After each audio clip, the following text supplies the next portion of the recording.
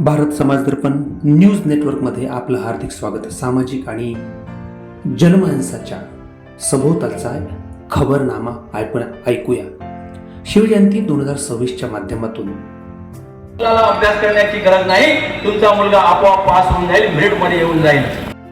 शिवजयंती 2026च्या माध्यमातून नुकत्याच अखिल भारतीय ग्रामीण पत्रकार परिषदेच्या वतीनं शिवजन्मोत्सव सोहळा, विविध स्पर्धा आणि सन्माननीय प्रेमकुमार बोके यांचे जाहीर व्याख्यान शिवजयंतीच्या, शिवजन्मोत्सवाच्या आणि आधुनिक जगामध्ये शिवरायांच्या विचार, उच्चार आणि व्यवहाराला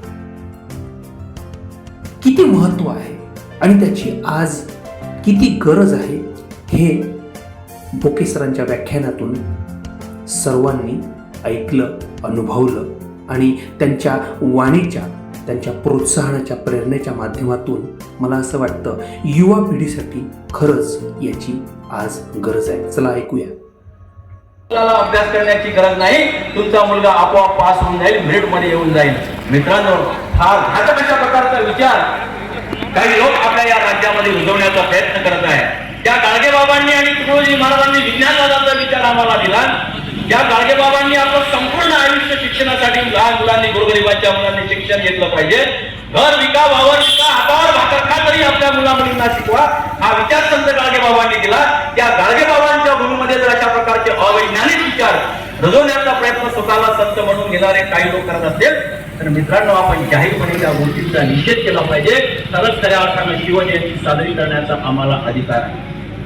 आणि म्हणून फार भीषण परिस्थिती आपल्या देशामध्ये मित्रांनो निर्माण झाली आहे. छत्रपती शिवाजी महाराजांपासून प्रेरणा घेऊन अनेक महापुरुष निर्माण झाले. अनेकांनी शिवाजी महाराजांची प्रेरणा घेतली. पण दुर्दैवाची बाब अशी, या देशातल्या राज्यकर्त्यांना शिवाजी महाराजांचं ते स्वतः जय जयकार करत असतानाही शिवाजी महाराजांपासून प्रेरणा का घ्यावीशी वाटत नाही, हा सुद्धा एक चिंतनाचा आणि चिंतेचा विषय आहे. आज आमचे शेतकरी बांधव मोठ्या प्रमाणामध्ये आत्महत्या करत आहेत. महाराष्ट्रामध्ये त्या आत्महत्येचं प्रमाण खूप जास्त आहे. छत्रपती शिवाजी महाराजांनी शेतकऱ्यांकरता फार मोठ्या योजना राबवलेल्या आहेत.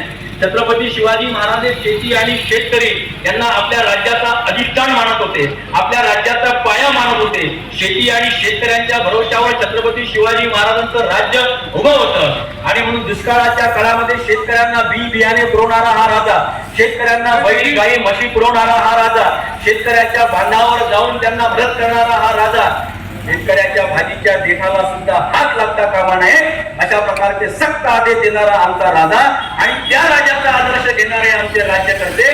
परंतु शिवाजी महाराजांचा एकही विचार मात्र प्रत्यक्षपणे कृतीमध्ये राबवत नाही. उलट शेतकरी दिवसेंदिवस कसा गरीब होईल, शेतकऱ्यांची अवस्था दिवसेंदिवस कशी वाईट होईल याचा प्रयत्न जर या ठिकाणचे राज्यकर्ते मित्रांनो करत असतील तर निश्चितपणे तुम्हाला गांभीर्याने विचार करावा लागेल आणि अशा प्रकारचे जे कोणी लोक असतील त्यांच्या विरुद्ध जाहीरपणे तुम्हाला आवाज उठवावा लागेल. हा महाराष्ट्र, या महाराष्ट्राची ओळख या देशामध्ये फार वेगळी आहे. जय शिवाजी. या महाराष्ट्रामध्ये एक वेगळ्या प्रकारची संतांची परंपरा 700 वर्षापासून तर आधुनिक काळामध्ये निर्माण झालेली आहे. 700 वर्षापूर्वी होऊन गेलेल्या संत नामदेव, संत ज्ञानेश्वर महाराज, नंतर संत तुकाराम महाराज, सावता महाराज, गोरा कुंभार सेना महाराज, तर आधुनिक काळामध्ये गाडगे महाराज आणि तुकडोजी महाराजांपर्यंत संतांची फार मोठी परंपरा या महाराष्ट्राला लाभलेली आहे. या संत परंपरेनं या महाराष्ट्राची भूमी वैचारिक दृष्ट्या नांगरून आणि वखरून सुपीक बनवलेली आहे. या संतांनी आपल्या कीर्तनातून, आपल्या प्रवचनातून, आपल्या अभंगातून, आपल्या दोह्यातून, आपल्या ओव्यातून, आपल्या भारुडातून या महाराष्ट्राला सामाजिक दृष्ट्या, सांस्कृतिक दृष्ट्या एक चांगल्या प्रकारे उभं करण्याचं, तयार करण्याचं फार महत्वाचं काम मित्रांनो केलेलं आहे. आणि या संतांच्या विचाराच्या पायावरच खऱ्या अर्थानं हा महाराष्ट्र उभा राहिलेला आहे. आणि या संतांच्या परंपरेतून विचार घेऊनच महापुरुषांची परंपरा या महाराष्ट्रामध्ये निर्माण झालेली आहे. या महाराष्ट्रामध्ये छत्रपती शिवाजी महाराजांपासून तर फुले शाहू आंबेडकर, अण्णाभाऊ साठे, कर्मवीर भाऊराव पाटील, गाडगे महाराज, तुकडोजी महाराजांपर्यंत जे जे महापुरुष निर्माण झाले, या सगळ्या महापुरुषांच्या विचारांचा पाया जर आपण पाहिला, या सगळ्या महापुरुषांच्या विचारांचा पाया आपल्याला संतांची परंपरा दिसते. आणि म्हणून या संतांनी जो विचार दिला, वारकरी धर्मामध्ये जे संत निर्माण झाले, पंढरपूरच्या विठ्ठलाला आपलं दैवत मानून, आपलं अधिष्ठान मानून पंढरपूरला वारकरी धर्माची राजधानी ठरवून या सगळ्या बहुजन समाजातील संतांनी जो विचार या महाराष्ट्रामध्ये आणि महाराष्ट्राच्या बाहेर सुद्धा रुजवण्याचं काम केलं, त्या माध्यमातून या महाराष्ट्राची भूमी एक चांगल्या प्रकारे सामाजिक दृष्ट्या प्रबोधनाच्या माध्यमातून सुपीक बनलेली आहे. हा महाराष्ट्र प्रबोधनाचा आहे, हा महाराष्ट्र प्रबोधनकाराचा आहे. या महाराष्ट्रामध्ये अनेक प्रबोधनकार निर्माण झालेले आहेत.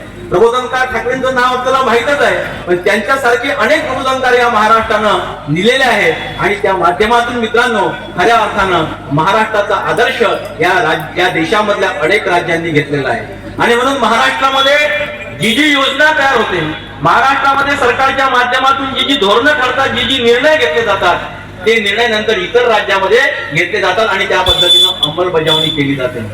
आणि म्हणून छत्रपती शिवाजी महाराजांनी ज्या पद्धतीनं आपली राज्य व्यवस्था निर्माण केली, आपलं प्रशासन चालवलं, छत्रपती शिवाजी महाराजांच्या विचारांचा पाया सुद्धा संतांचीच परंपरा आहे. मित्रांनो, हे आपण लक्षात घेतलं पाहिजे.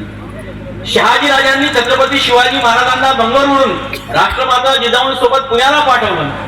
शहाजी राजांच्या डोक्यामध्ये स्वराज्याची संकल्पना होती. मी दुसऱ्यांकडे काम करत असल्यामुळे, नोकरी करत असल्यामुळे माझ्या मुलांना तशा प्रकारचं काम करू नये, त्यांना माझ्यासारखं बनू नये, त्यांना स्वतःचं स्वतंत्र राज्य निर्माण करावं, स्वराज्य निर्माण करावं आणि त्या माध्यमातून इथल्या जनतेला एक चांगल्या प्रकारचं सुखाचं समाधानाचं वातावरण निर्माण करून द्यावं, अशा प्रकारची संकल्पना शहाजी राजांच्या डोक्यामध्ये आली. आणि म्हणून शहाजी राजांनी शिवाजी महाराजांना आणि राष्ट्रमाता जिजाऊंना पुण्यामध्ये पाठवलं. त्यांच्या हातामध्ये राजमुद्रा दिली, भगवा झेंडा दिला आणि जेव्हा शिवाजी महाराज आणि राजमाता जिजाऊ पुण्यामध्ये आल्या, ती पुण्याची भूमी आदिलशहाचा सरदार मुरार जगदेव याने गाढवाचा नांगर फिरून शापित बनवलेली होती. म्हणजे या ठिकाणी आता कोणीही राज्य करू शकणार नाही, कोणती वस्ती उभी राहू शकणार नाही, कोणीही या ठिकाणी आपलं राज्य उभे करू शकणार नाही, अशा प्रकारची भीती तिथल्या लोकांच्या मनामध्ये त्या मुरार जगदेवनं निर्माण करून टाकली होती. परंतु मित्रांनो, राष्ट्रमाता जिजाऊ अशा प्रकारची कंकर माता होती. ती फक्त माताच नव्हती, तर या संपूर्ण विश्वातल्या महिलांकरता एक प्रेरणा असलेली स्त्री होती. राष्ट्रमाता जिजाऊंनी ठरवलं की मला माझ्या मुलाच्या माध्यमातून इथल्या अन्याय अत्याचारग्रस्त लोकांसाठी एक स्वराज्य निर्माण करायचं आहे, त्याच्या मनामध्ये स्वराज्याची प्रेरणा निर्माण करायची आहे. आणि म्हणून जिजामातेने अजिबात न घाबरता आपल्या मुलाच्या हातामध्ये सोन्याचा नांगर दिला आणि त्या सोन्याच्या नांगरानं पुण्याची ती शापित असलेली भूमी नांगरून काढली आणि त्या ठिकाणी स्वराज्याचं देखणं स्वप्न आपल्या मुलाच्या मनामध्ये फुलवलं आणि त्या ठिकाणावरून खऱ्या अर्थानं स्वराज्याचा पाया रचला गेला. आणि तिथून आमच्या छत्रपती शिवाजी महाराजांच्या स्वराज्याची एक पायाभरणी सुरू झाली.